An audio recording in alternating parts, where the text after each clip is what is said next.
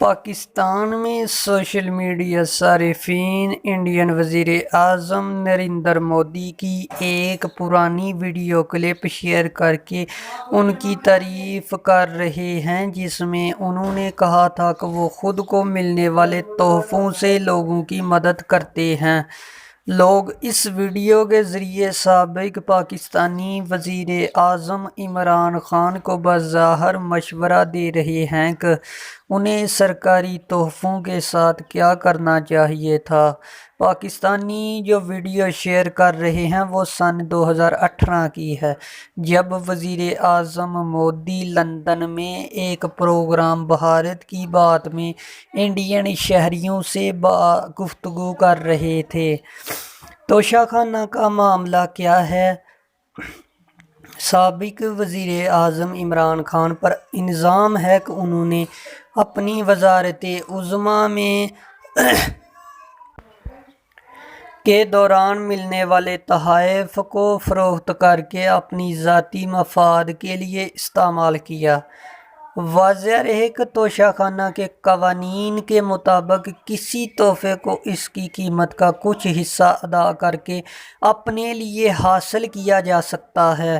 اس تنقید کے جواب میں سابق وفاقی وزیر اطلاعات فواد چودھری نے کہا تھا کہ اپنے خود کے اثاثے فروخت کرنا جرم نہیں ہے۔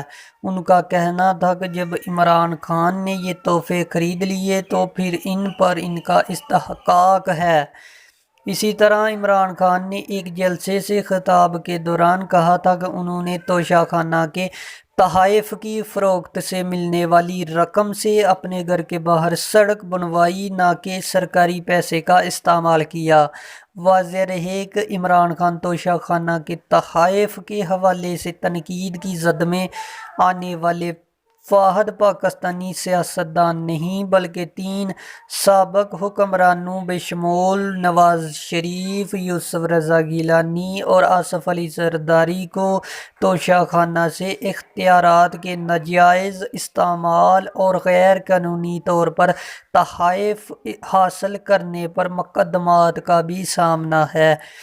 نریندر مودی نے کیا کہا تھا؟ انڈیا کے وزیر اعظم نے لندن میں اس پروگرام میں لوگوں کے ساتھ سوال و جواب کے سیشن میں انہوں نے نغمہ نگار پرسون جوشی کو بتایا تھا کہ جب وہ گجرات کے وزیر اعلیٰ تھے تو انہیں عوامی تقریبات کئی قیمتی تحائف ملے کرتے تھے۔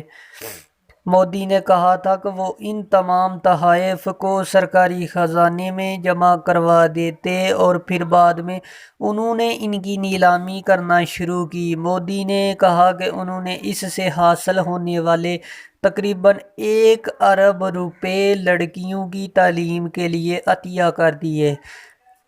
یہ ویڈیو شیئر کرتے ہوئے صحافی نائلہ عنایت نے لکھا کہ مودی عمران خان کی طرح یہ کیوں نہیں کہہ رہے کہ میرا تحفہ میری مرضی۔